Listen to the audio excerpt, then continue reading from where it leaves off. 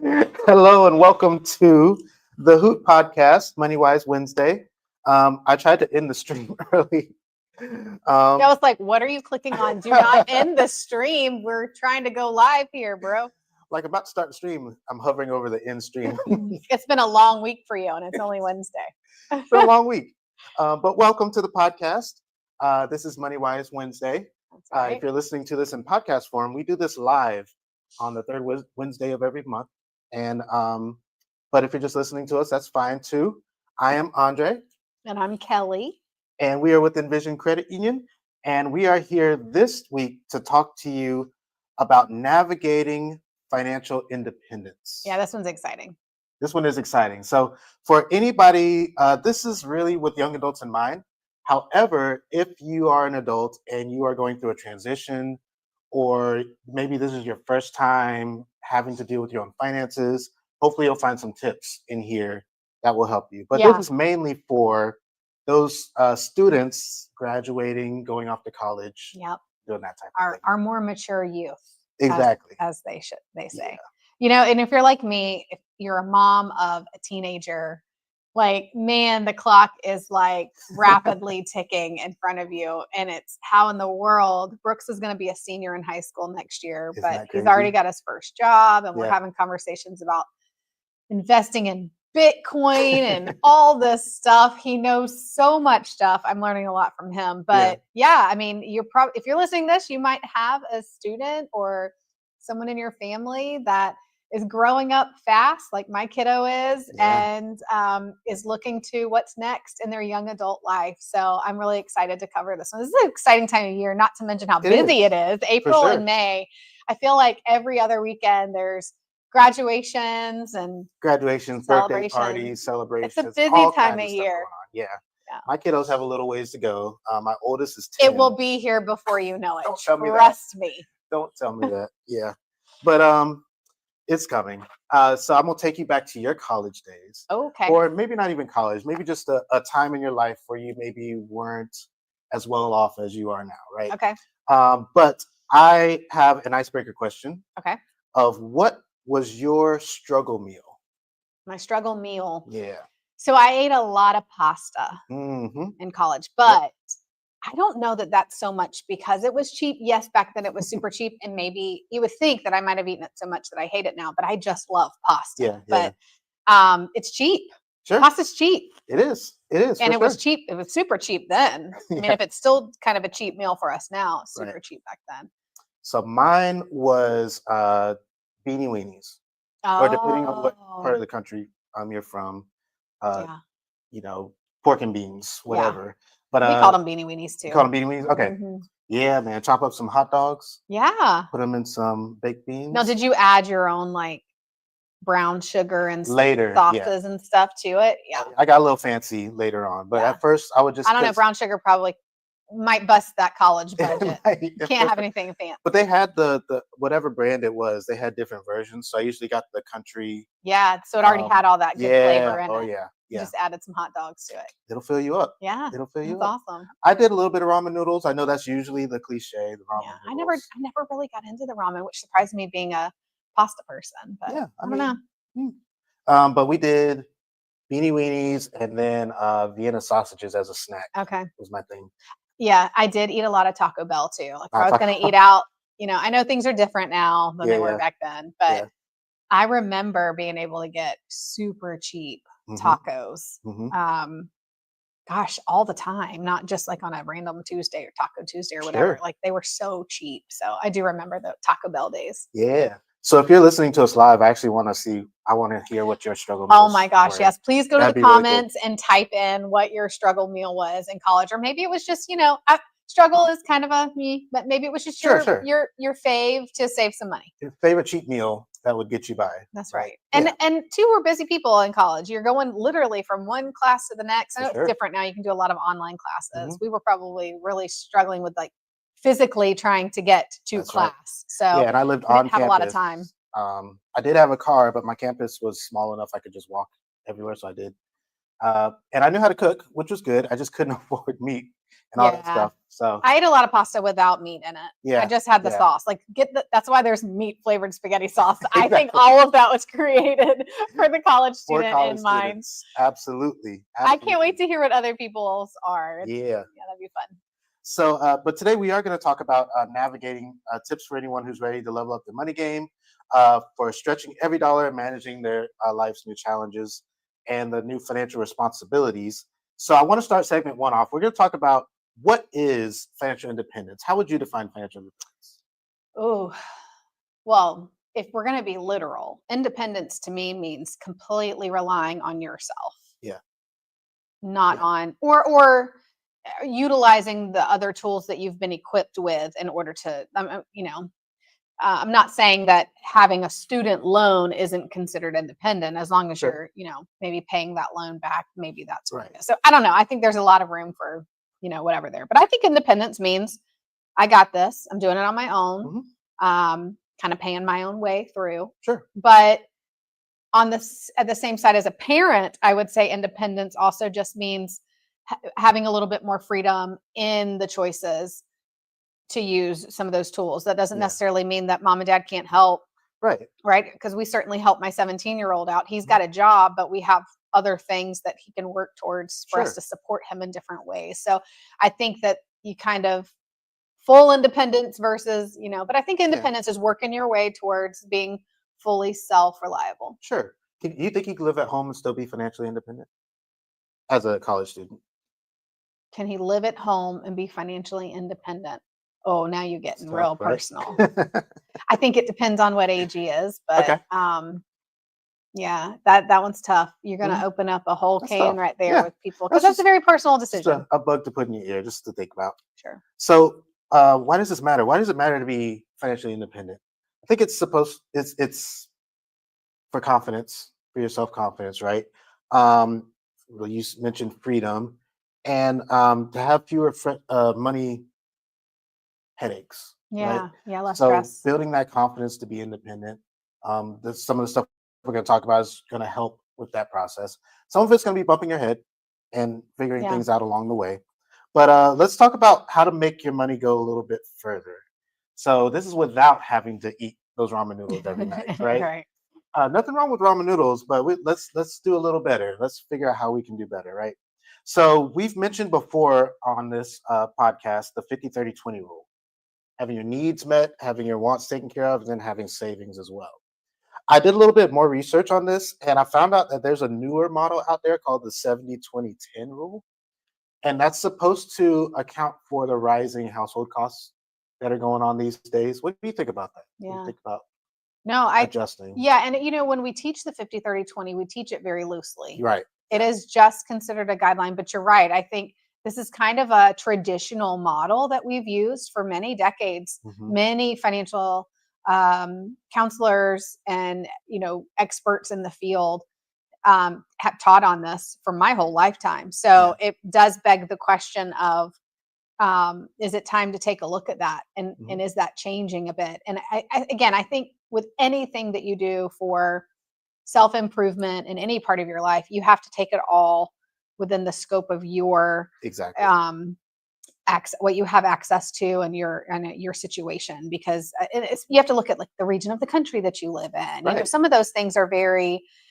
or what's more important to you, right? You Yeah. might choose to want to spend more on your place that you live in because maybe you want to For live in sure. a downtown high rise in a big city. Or maybe you want to save more than 10% or save more than Absolutely. 20%. Yeah, Yep. for So, sure. I think all things that we talk about should be looked at kind of with that open mind frame that everything is adjustable and Right. personalized to your needs. I think where people start to get in trouble is where they think of these as rules. Like, this is how I have to live my life. If I'm not within that 50-30-20, then Yeah. something's wrong. Like you said, it depends on your lifestyle, it depends on your goals, it depends on your priorities. But it's a guideline to help nudge you in the right direction to Right. see how am I doing at this point in time. So Hmm. that's good. That's good. But using tools like that to actually get a feel of where your budget is, of where how you're living, if you're struggling, why you're struggling, that type of thing. But also using some budgeting tools, like some literal budgeting tools like apps. There's all kinds of apps out there. This is not an endorsement of any app, but these are some that I did my research on and I thought looked pretty promising. So you have YNAB, which is it stands for You Need a Budget, but it's an app that's designed for people who aren't really used to plugging in all those numbers all the time. It's designed to help you get more organized when Hmm. we talk about spending. There's a Good Budget, Every Dollar, and there's also an app called Honeydew, which I thought was really cool. Hmm. It's actually intended for couples, anybody that's or somebody that's with a partner. So it's intended for merging finances together and navigating that world. So if you want to check out any of those apps, you certainly can. A lot of them are free, but they also have a paid version to them. Of course So they do. just be careful about that. That's Yeah. right. Yeah. So we also want to bank smart. You want to talk about some smart banking tips? Yeah, I think, the first step would be where, if you have a paycheck coming in, Mhm. where's that paycheck Yeah. going? And is it a free option? So there are a ton of wonderful options out there in the world where you're going to be treated great as a consumer, whether it's with a bank or a credit union, but not all accounts are free. That's So right. I think for students, it makes sense to try to find a free account. Absolutely. And like right now, I mean, you can even have a youth account right now and it's That's free. right. But when you grow up and you get older and you're living adult life, you'll have a little bit more options available to you. So I think Sure. asking those questions: Is this free? Is this are there any fees here? That sort of Mhm. thing. Yeah, asking those questions up front is really important. Making sure if you're looking for that free option, there's no fees behind the scenes that you're going to end up accruing. So there's nothing wrong with accounts that have fees attached to them. There's usually a reason for that. But just if you can find a free option, I would recommend it just because, it's for you don't have to pay to keep your money Yeah. in an account. If it's Uh, free, it's for me. exactly. Exactly. But just making sure that you find an option that works for you, probably a local option, something that's maybe close to campus or close to wherever you're living to have ease of access. Have somebody you can sit down and talk to and ask questions with. I recommend credit unions because we're a little bit, in my opinion, better at that kind of thing. Mhm. But whatever floats your boat. But also being very, very careful once you do have that account of knowing how the overdraft policy works and protecting yourself and make sure you're not falling into the trap of overdraft Yeah. because that we see that a lot with student accounts, unfortunately. Maybe because people aren't educated, maybe they don't understand, or maybe they think it's just a way to float money or something like that. But you really don't want to get caught in that trap of overdraft. So And I think a lot of areas that young people, well, gosh, all people in general, but I think young people experience a lot of issues is just not just learning how to manage that, but also it's the timing of when things are coming out of your account. So if you yeah. have auto pays, Hmm. that's when it can really get you in trouble Hmm. versus paying them manually. Um, but I think we're of a generation now where everything's automated. Sure. So I think it is a good skill to learn early on, to really sit down and look at it on paper on when that paycheck's supposed to hit and when you have auto drafts coming out. Yeah. Yeah. That's a good point. Also, just understanding how debit cards work. So when you swipe your debit card, if you don't put your PIN on the little PIN pad, it's considered a credit transaction, and Mhm. that's not necessarily going to come out of your account right away. Right. They have up to what, 3 days I think to it's 3 business days for three the business merchant. days Mhm. to credit the account. And so it may be in a pending status for that time. And so it's not going to show as deducted from your account until the merchant actually resolves the transaction. I say all that to say, I see people sometimes thinking they have more money than they do. Yeah, because 'cause they're just glancing at their balance on their app. Exactly. Exactly. And Right. so they make another purchase, and then all of a sudden their account is negative. And then you accrue that fee, that overdraft fee, that's anywhere between $30, $35 these days, depending on where you go. But those fees add up. Yeah. So you just want to be very, very careful. Yep. It's Mhm. very wasteful. So you also want to make sure you're saving money. So this is a time in your life, a lot of times where you're not really thinking long term, or maybe you are, but I know for me, let me talk about me for a second. I was not thinking long term. And so saving was a very abstract idea for me. So, but now is really, really the time to start saving because the earlier you start saving, the more that's going to build for your future.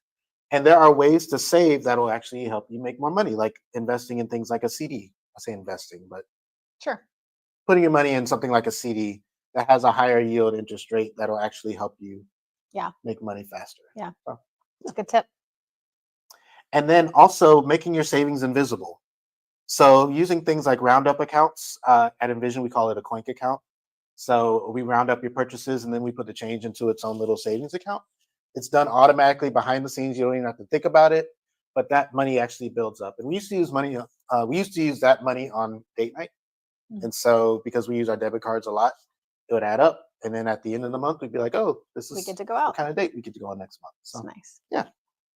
And you can also do automatic transfers from your bank, from your paychecks, and things like that. You can either do that through your employer, or you can come in to the credit union or the bank, and we can set that I up. have found that is really the best way when Yeah. you're younger. For me, that was when I was putting money aside because it never hit my account. Mm-hmm. So Yeah. it just automatically went somewhere else. So out of sight, out of mind. Mhm. And you start thinking that your paycheck is like $25 less. Right. That becomes the new normal Right. to you. And once you can learn to live on that, then like the argument can be made, then I can continue on that way. Right. Yeah. Start the habit. So Yeah. it doesn't have to be a whole bunch of money, $25, even Yeah. $5. It's something to create that habit of saving or paying yourself first, which we kind of preach over here. But paying yourself first, it doesn't even hit your account. Yeah. Straight into That's good. savings. Yep. So quick tip game. $20. If somebody gave you $20 right now, what would be a smart thing that you would do with it? Okay. I think the obvious answer, obviously, is to save. Okay. But to me, again, you ask such great questions. Your questions are always just the eye of the beholder because there is no right or wrong.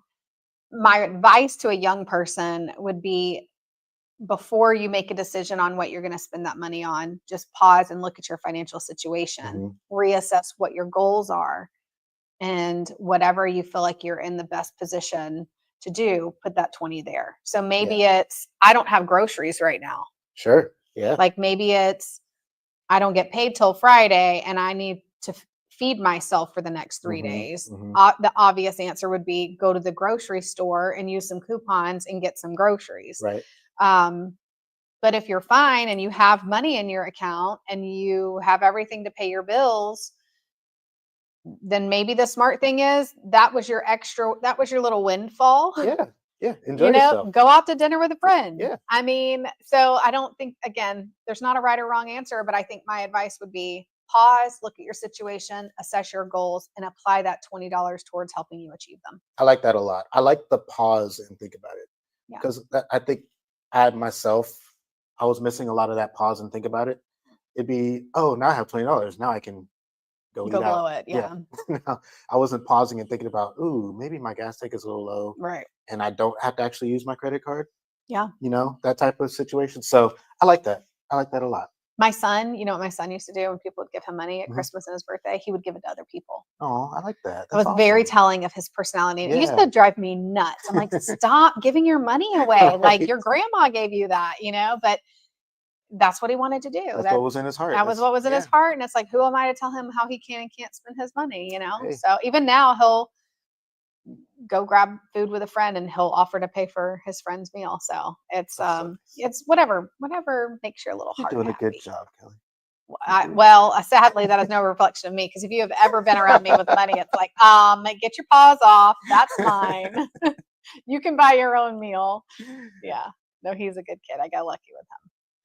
So in segment 3, we want to talk about some hacks for college costs. Okay. Now, before the camera's rolling, Kelly brought up something really well that I omitted about paying for college. Yeah. So paying for college, we all know it comes in a lot of various different forms. Of course, you could pay cash, but who has that kind of money just lying around? Not many of us, right? If you don't have a prepaid option or you didn't get a bunch of scholarships, there's other options, right? Yeah. I think grants are a huge opportunity. For sure. Especially right now. There's so many wonderful causes out there and organizations that exist to support people from all walks of life and in different stages of life. And I think a lot of scholarship and grant money is left on the table for young people because they just don't want to do the work. Sure. It is work. Yeah, It but it's is so work. worth it. I It mean, absolutely, it's free money. absolutely. It's So if free you money. know what you want to do and you know you want to go to school for a certain thing, or you know Mhm. you want to go to a certain place and you want your lifestyle to look a certain way, man, apply for as Uh, many as you possibly as many can. as you can.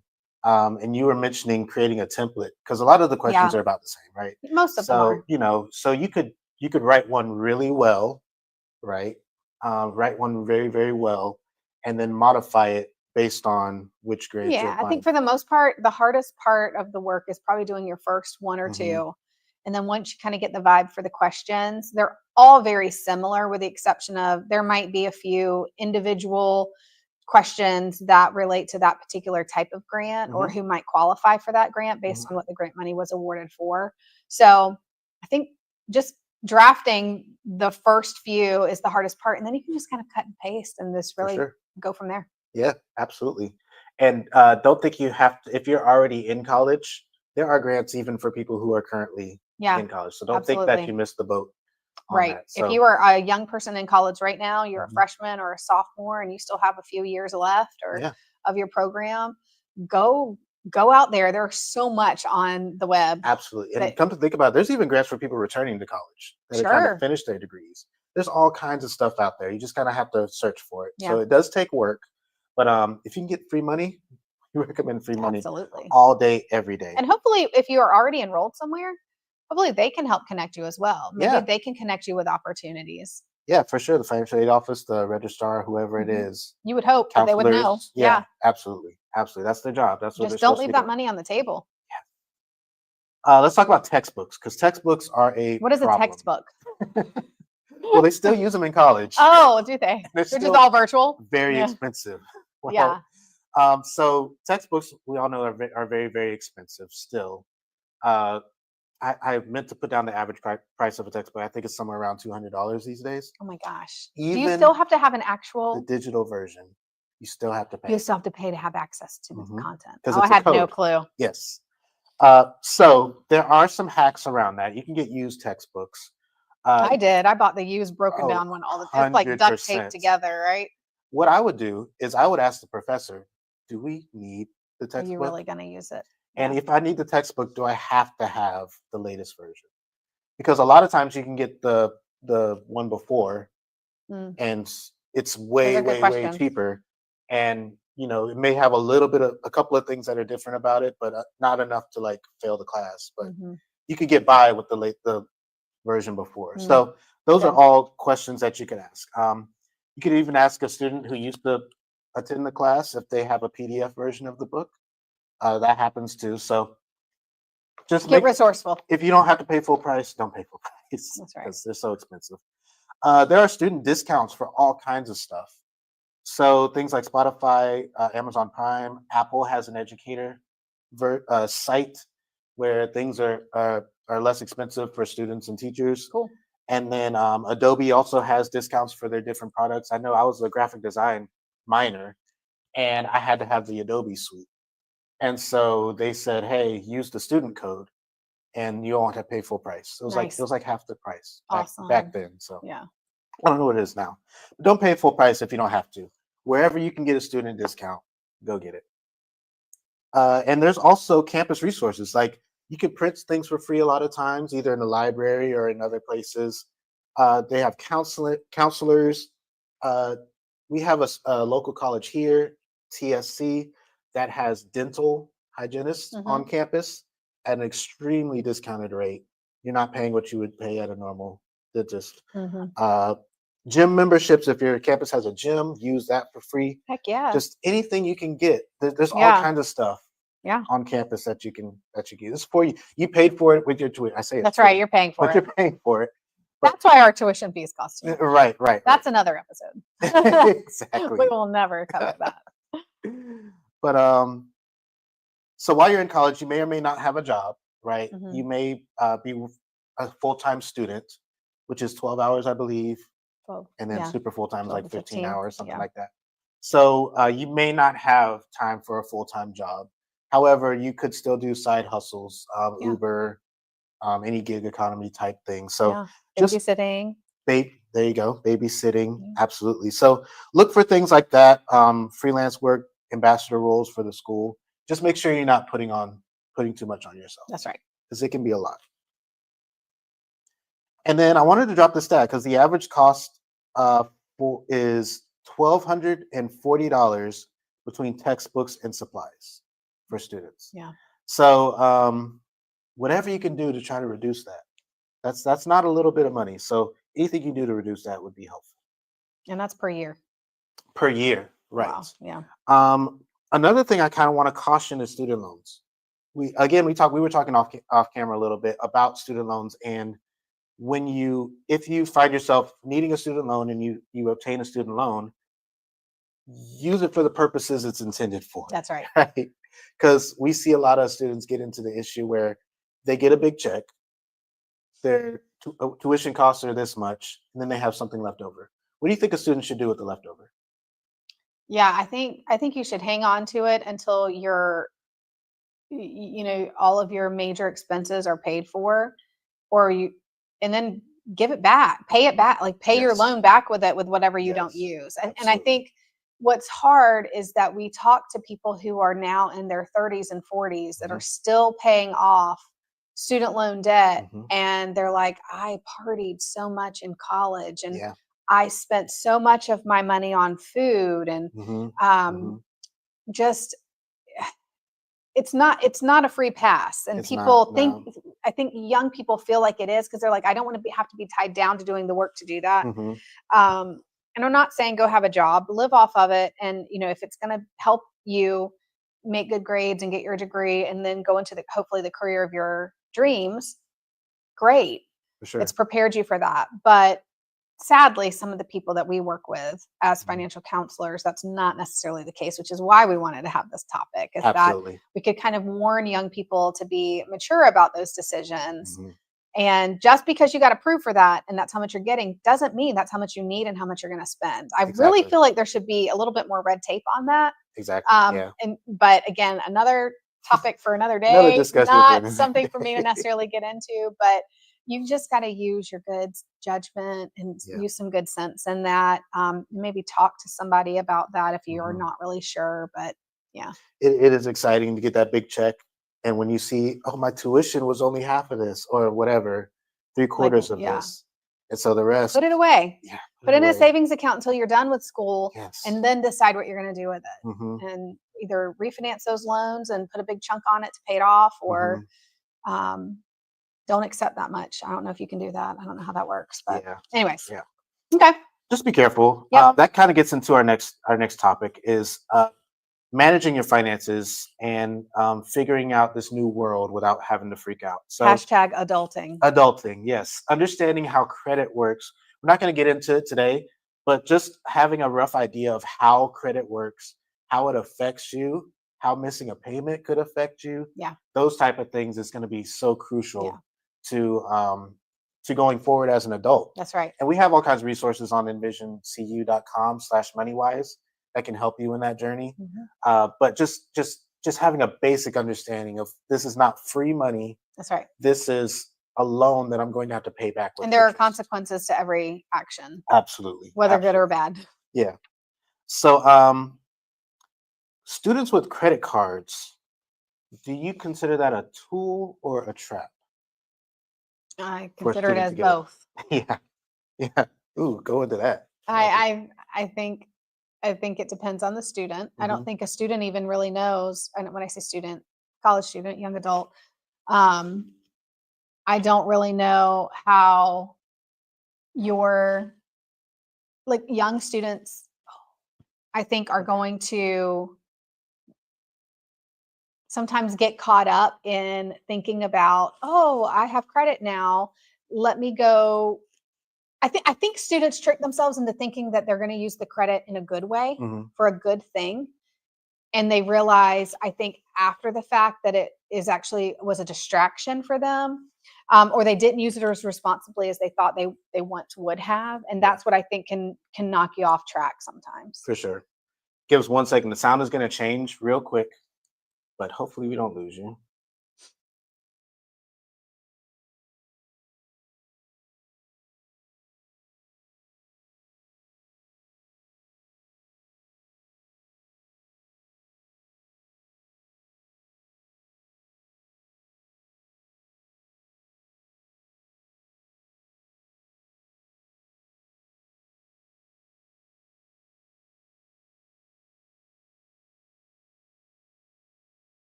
Yeah. Sorry about that. Sorry Yeah. about that. We had to juice the computer. All right. So Yeah, so that's what I was trying to say is that, like, I think it can be bad for students who don't know themselves well. Mhm. And I don't know that I don't think it's intended. Well, I do think from an industry standpoint, I do think it's intended to be a trap. Sure, exactly. It's a moneymaker, That's how they though. make money, yeah. But they don't want to lose money on it. They don't want you Right. to default on it. So, Right. in a sense, I don't necessarily think that it's a trap. But again, I don't think that there's a lot of knowledge, and it's one of those things that you don't really know until you try Mhm. how well you're going to do at Yeah. managing a credit card or Right. managing debt until you give it a shot. So That's true. I would say just be careful about high interest debt. Like those store credit cards are usually very, very high. they're all interest. high right now. I guess that's very true. I mean, even bank, like, That's true. yeah, That's true. every interest rate right now is on a card is going to be high. You're right. Yeah. If you have an interest rate that's less than 12% on a credit card, I want to know where it is because I'm applying for it. I'm just kidding. But like in all reality, and 12 is even low. 12 is low these days. I mean, yeah. I just threw out a number. So I'm like, but yeah, you're talking 19, 20, 23%. For sure. But again, I think it can be a smart tool to really help you get ahead if you're using it properly. So Right, again, right. just like every other thing you've talked about, I would encourage young people to study it, Mhm. but practice it one time. If you're like me, I've Right. shared before, I was like, oh, I have credit. And so, of course, when they ask, would you like to save 25% today? Mhm. Of course, I want to save Of course 25% I today. do. What do I need to do? And I know that I got approved 3 months ago Mhm. for that when I got that free beach towel. Right. Right? True story. So why wouldn't I want to do this too? I'm managing that one fine. And then Mhm. you realize you're like, oh, okay, this is happening very fast. I haven't had enough time to really adjust to that. Mhm. And that can certainly be a trap. And it can be one that is very hard to dig yourselves out of. For sure. For sure. Good stuff. All right. So have an emergency fund, even as a student. Oh, yeah, this one's tough. Tough, but it's so important because life happens. Let me ask you a question. I'm Oh, going please to do. turn the little quick challenge question on you. What sort of emergency could a college student or a young adult experience that they would need to prepare for? One that just came to my mind is traveling back home.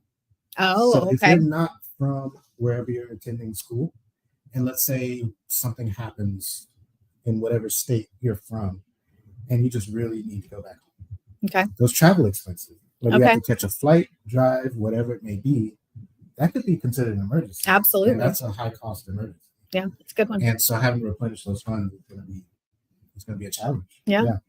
But the typical things like car accidents, things like that, could happen. But yeah, that's what came top to mind. You know, for it's what me. I'm thinking of is how, especially in college towns, being in a college town that we're in, Mhm. a lot of times the part-time jobs, Oh yeah. they might be short-term jobs too. True, They're not true. intended to be long-term jobs. Mhm. Or there might be a lot of turnover in a particular industry type, Yeah. where they might have to cut some of the labor force, I guess, you know? Right. So I would think of that too. Like if you are, and if you're like me, like when I was in college, I was a semester by semester thinker. Like I thought one semester at a time. I'm like, Mhm. I will figure that out after this Right. semester.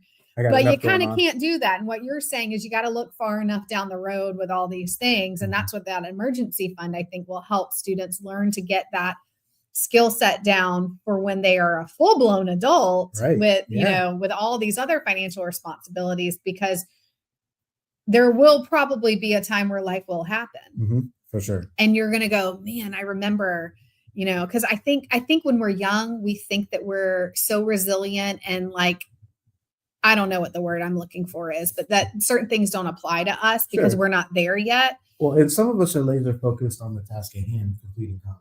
Right. And that's stressful enough. Right. And so we don't think about the rock we're about to trip over when that emergency Absolutely. happens. Yeah. Well, and again, the other element in all of this might be what level of support you have True. from your family. And, some of us are, might be fortunate enough to have an allocation from our parents. Some of us might not. Right. you know, and I think, again, it's really having those tough conversations with your parents too, or whoever your caregivers are, about their level of support, so that there is a clear expectation and nobody's going into the next semester with an assumption Exactly. that mom and dad are going to keep paying for this, or that grandma's going to keep sending those checks, or that I'm going to keep getting that for my birthday or Christmas. You know, like, things change a lot after you turn 18, right? That's a great point. When I was in college, I had a car that I bought with my parents, and then that car broke down. And I, being naive, was kind of half expecting my parents just to buy me another car. Right. And they were like, absolutely not. Like, you're just gonna have to figure it out. And so I had to catch the bus. I had to catch the city bus, and I had to figure out how to get to class and all that stuff. And it was really an eye opener. And you think they did that on purpose to teach you a lesson? 100%. Yes. Yeah. 100%. It can hurt. Because they feel a little harsh. They had 3 vehicles. And so I was feeling like, why can't I just use? Right. It's that tough love. Yeah, for sure. But I appreciate it now. At the time, I was very jaded, but I was like, well, and I think you're hitting a really important point. I think for young people, it's so easy for us to blame other people. And I can say this because I'm a parent, but most of the time it's because we really do want what's best for you. Yeah. And we want you to grow up being able to make decisions on your own, but to be able to recover and respond in a way that's independent and you're troubleshooting and you're resourceful and you learn how to manage through those things. And those can be really, really tough, especially depending on what your level of involvement was as a teenager. Because if you didn't have a lot of responsibilities as a teenager and mom and dad draw a line in the sand and say, okay, it's all you now, that is a rude awakening. And I'm not judging households, how they parent. I certainly could go back in time and do things a lot differently now that I know certain things now with having an older kid in the house. But yeah, I think it's like, it's so easy to go, well, why didn't you do this, mom and dad? But you have to remember too, like, this might be new for them. This is new territory. I've never raised a 17-year-old before. Cut me some slack, bro. You know, like, it's and so I think it's just having those conversations and being comfortable enough to say, all right, this is what I want to do. These are my plans. This is what I've prepared.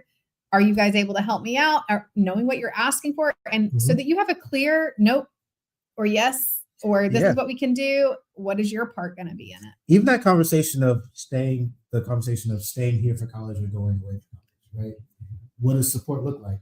Even when you stay. Exactly. If I'm here and you're allowing me to stay here in the house, I say, what does that look like? What might change? Yeah. If I go off to college, what kind of support am I looking at here? Yeah.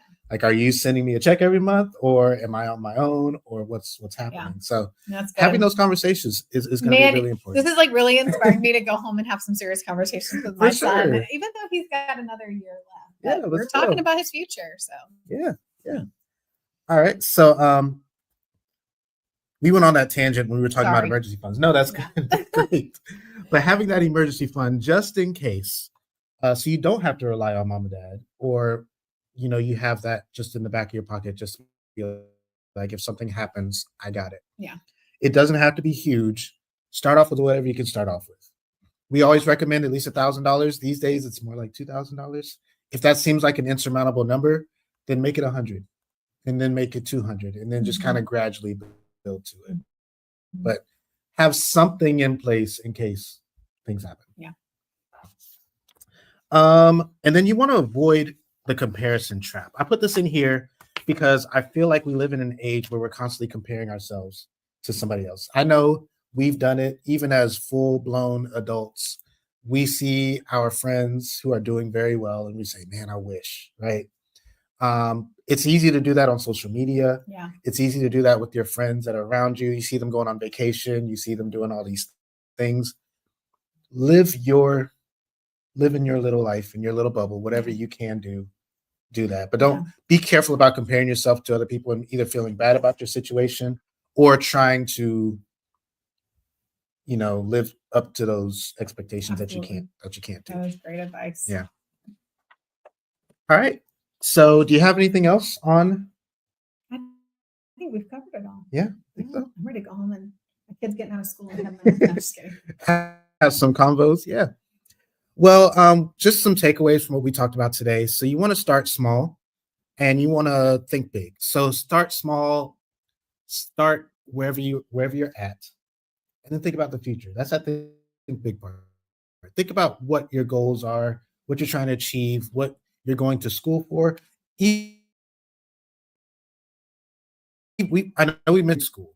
It may be the military. It could be just starting a career, be an entrepreneur, There's whatever a it may lot be. of pressure right now to make a lot of decisions.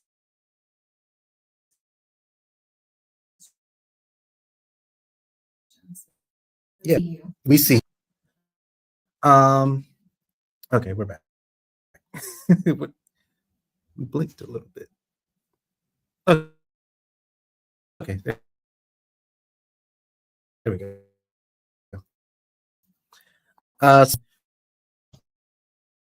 Plan. You may not be a numbers person, you may not be a spreadsheet person, but having some kind of plan to know what your money is doing. Love it. And then you want to build your habits now. Everything it'll make it a little bit easier once you That's it. Bringing this topic to us. yeah, for